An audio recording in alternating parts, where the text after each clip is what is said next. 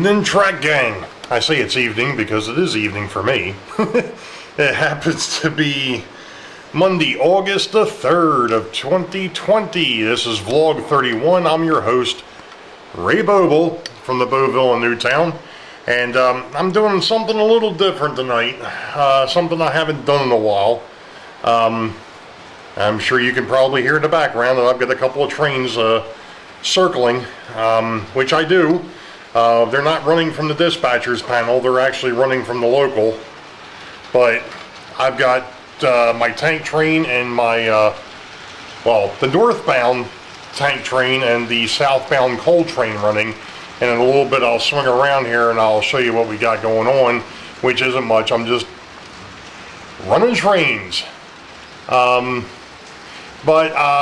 Just a real quick update. I've noticed a bunch of folks going ahead and hitting vlog 30. And if you aren't familiar by now, vlog 30 is the contest vlog. And it's real simple. Two things.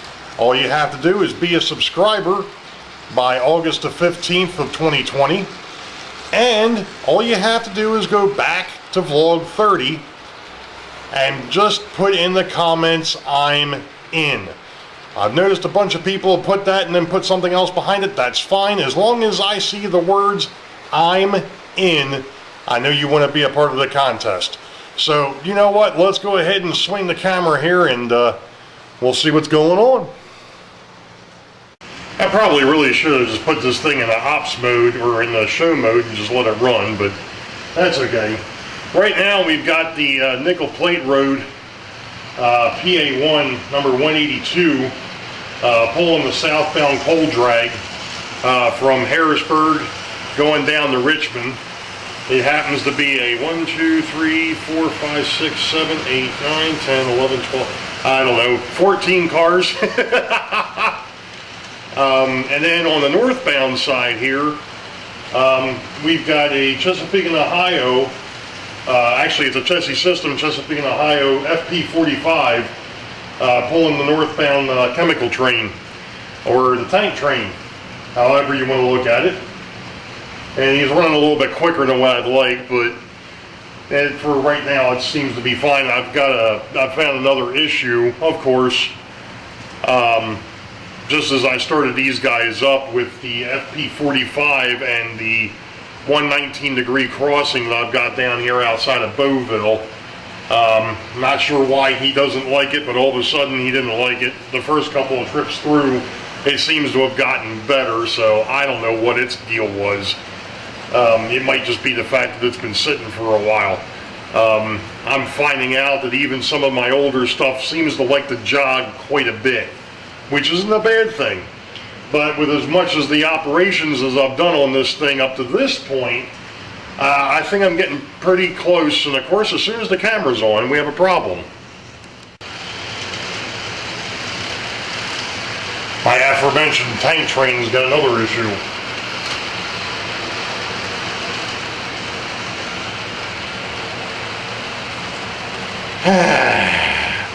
Anyway, as we were saying, before I was rudely interrupted, welcome to model railroading. Well, I know what part of the issue is, and that is the fact that my stuff is not weighted correctly. So, I'll get there eventually, and I kind of touched on that, was going to touch on that some more in vlog 30, but you really caught it on Sidetrack Sunday. I think that was the second one that I did last month, in the month of July, right before I went on vacation. But yes, Mr. Sacco, this nickel plate road PA1 was yours, sir. I love those silver trucks.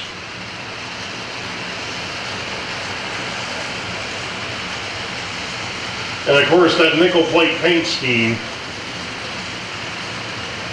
I've always liked that.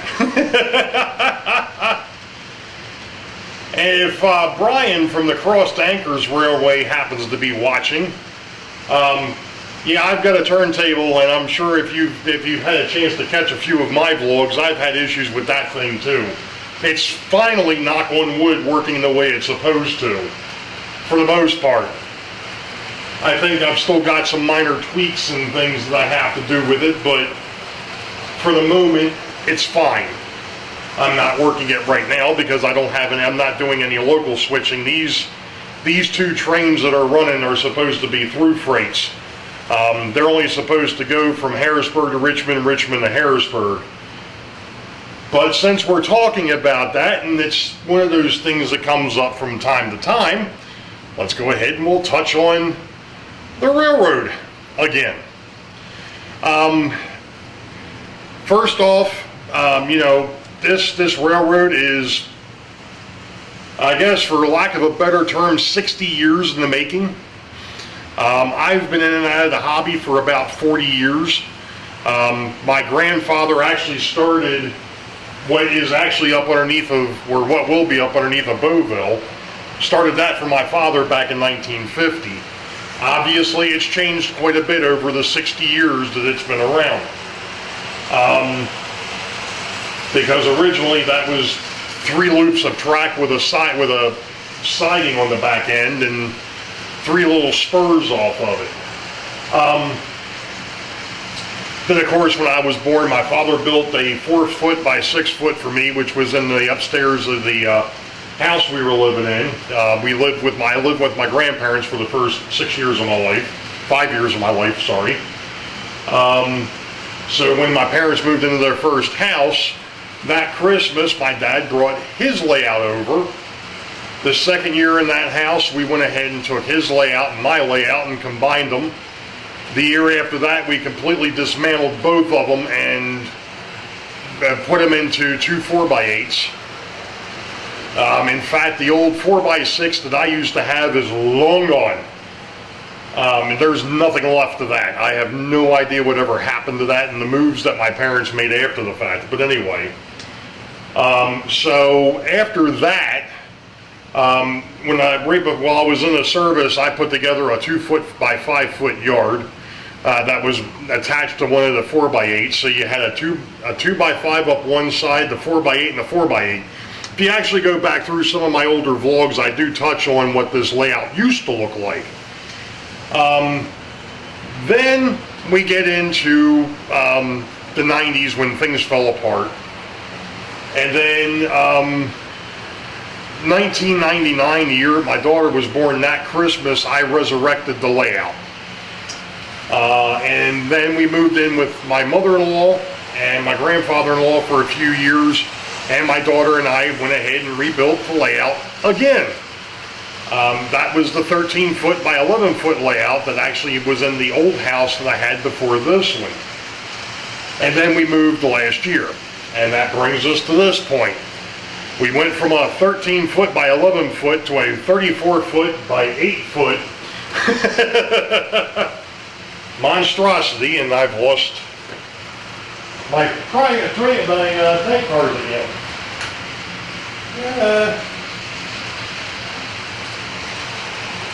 Actually, I lost better part of the train. There's 2 cars still attached to the engine here, and we'll just back up and try this again. Actually, I know that's not going to function. I noticed this when I was putting the train together that this, what do you know? Well, we are going to work nice. Sorry.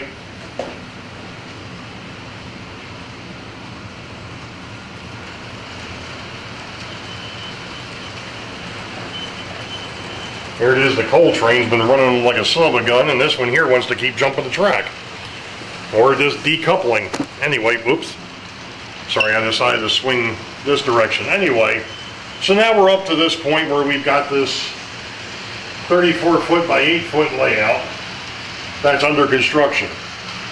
It's been under construction for about a year. But you know what? I'm going to stop things here for a minute. Just because. Just because I can. So you know, like I said, that brings us to this point. This is what we got. And I've got a lot of work still ahead of me, even though I'm able to run trains. You know, it is kind of nice to be able to take a break, come down here, run trains. Here it is over the weekend. As you know, from vlog 30, I went ahead and did put some switch controls in. Now, one of the misconceptions that people had was that these are redundant. Well, yeah, in a way they are. I can switch them from the front panel. You know, the front of the layout here, I can switch them from here, or I can switch them from the dispatcher's panel. And to strive for realism, which is what we're all into, I wanted to be able to have the dispatcher have control over the crossing switches, the ones that can take a train from the north to the south or the south to the north. So that way they can bypass a sitting freight train that's working the Weikert Industrial or the RBC distribution, or what will be the Atlantic Copper and Brass that sits out front here. That way the dispatcher has got control of everything from that panel that I showed in vlog 30. And I've showed in a couple other vlogs too. It's also known as the bar, because that's what it is, or was. But I wanted to be able to, as a single operator, you know, since right now with the way things are, we're all basically pretty much stuck. Can't have people over, things of that nature. You know, I wanted to be able to switch them from the front instead of just going over and actually manually throwing those switches, because in reality, those would be done by an interlocking or a control tower or a dispatcher someplace, somewhere in the distance that's nowhere near the railroad. Now, obviously, if you're a single person operation, which I've been here for a little while, you don't have somebody sitting elsewhere to go ahead and flip the switches. So you had two choices. You either put the buttons on the front panel, or you go ahead and you switch them manually. Well, like I said, switching them manually is fine. However, if you end up in the situation that I've got over here, this was a perfect stop. This was a perfect stop. Now, you see we've got the coal train right now. He is stopped on the southbound side, right on top of one of the switches. There is not, if you were trying to make a switching move here, there really wouldn't be a whole lot of room, especially once I build up the scenery over here, for you to get your fingers in here to make the change without having the button on the front panel. You know, if you didn't have that button, you'd be pretty much, you wouldn't be able to make the switch. Now, obviously, a train would not be sitting right on top of the switch, but you get what I'm saying here. You know, there is room, but it makes it kind of hard. If you've got a train, you got to bend over, you got to lean over everything to be able to see it. So that was the whole point of doing it that way. I'm sorry if I keep moving the camera, but I like being over on this side because it's just a better view. Well, with the exception of the fact that the guy that's staring at the camera. So that was one of the reasons why I did that. So that way the dispatcher can switch them, or if, like I said, when I'm in single person operation mode, I can do it from the front panel here, you know, the front of the layout, and not have to worry about trying to stick my fingers in between trains and possibly knocking something on the floor. So with that being said, I'm going to do a few more things down here. I'll actually get these guys back in the yard. I've actually got trains staged already. I've got 4 passenger trains staged back there. In fact, you know what? We're going to stop here a second. Engineer Beethoven has been helping me out again tonight.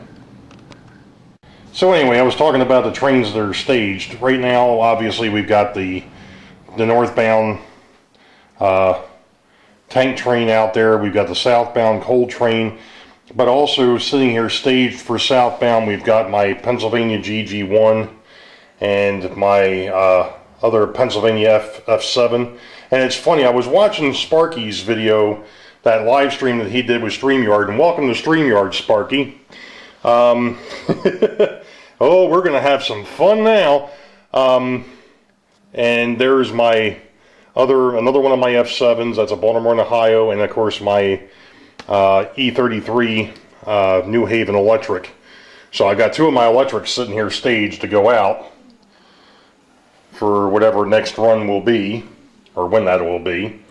But, you know, I thought it was strange that Nathan DeLay was talking to, and I'm sorry, I don't remember, I'm having a heck of a time with names. The fellow from TSG Media, or TSG Multimedia, they were talking about F units, and, you know, or maybe it wasn't, maybe it was the new Fenris that was talking about F units. And the funny thing of it is, and actually I walked away, I should have stayed over here at the staging area. It would have made more sense, because let's see what we've got up here, because we got a bunch from the for the Boeville and Newtown. We've actually got, and it's kind of hard to see, I'm sure, but there's a green Pennsylvania F7 sitting up front, and then you got a Chesapeake and Ohio, or Chessie System Chesapeake and Ohio F7 sitting back there. You got another brown or Tuscan Pennsylvania F7 sitting back there. You got a Southern and a Rio Grande and another Chessie. And then over on this side, that with the guys that would be headed north, those were all headed south. These are the guys that would be headed north. We've got a Virginian, New England, Berkshire, and Western, and that's all my F units, with the exception of the one that's actually sitting over. Let's see if I can zoom in far enough here. With the exception of that one, that is a Seaboard FTA.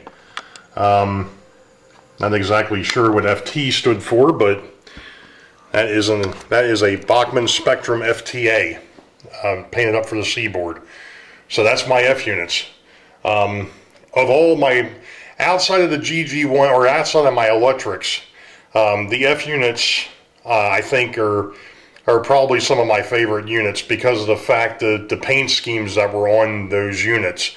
Not to mention the fact that they, I mean, obviously, you know, the F units were all over the place. And they happen to be obviously the most populous locomotives on the railroad, are the F7s. I think the next ones down are actually the SD40 TAC2s and the FP45s and the BL2s. And the GP20s. I've got a few GP20s as well, along with the my U-boats. But so we're going to stop here for a bit because I'm babbling. We'll be back. Well, good evening, track gang. It happens to be Sunday, August the 9th now, 6 days after I think it's 6 days after I started vlog 31. But regardless, wanted to go ahead and finish out the updates, because there is a couple things that I want to work on here, just real quick, and then we're going to move on. As you know, I am running a contest right now. I have 21 people that are in the contest.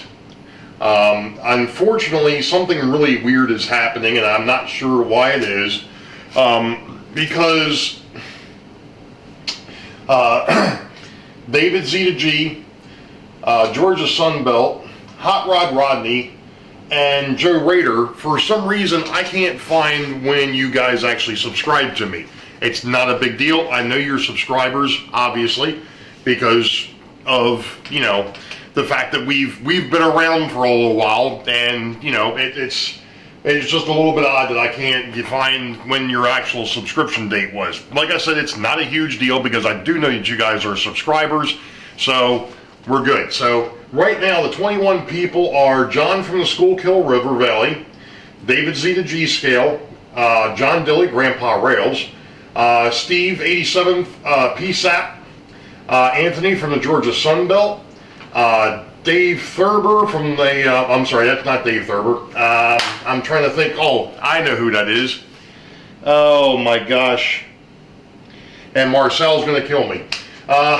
Marcel from the Cloverdale Rail, William Bryant, Rex Snodgrass, Bald, I think that's supposed to be Bald 8 Bill, Heath from the Humanity Junction, Rodney, Hot Rod Rodney, Why Are You Naked 4, Joe Rader, Rick Bailey, George, I'm not going to try and pronounce that last name, it's Murakami, Mark E. Saunders, Marty M., CDP 1965, Dwayne from Dwayne's Fork and Spoon, the Pennsylvania Northwestern, and James Galton. And James Galton actually found out the other day, for some reason, YouTube dropped his subscription to me. That's the reason why I wanted to mention to David Z to G Scale, Georgia Sunbelt, Hot Rod Rodney, and Joe Rader.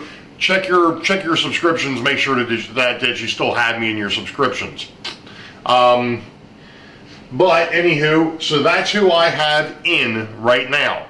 You still have 6 days if you are interested in joining this brand of nuttiness. There's 2 prizes that'll be handed out at the end of this month. It'll actually be a part of Sidetrack Sunday for August. The first prize, or the grand prize as it would be, is the Washington Convention 1982. This is a boxcar, obviously.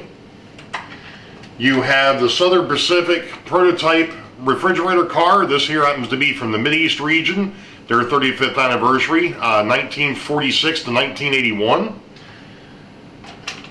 And then the last car happens to be from the Sunshine region.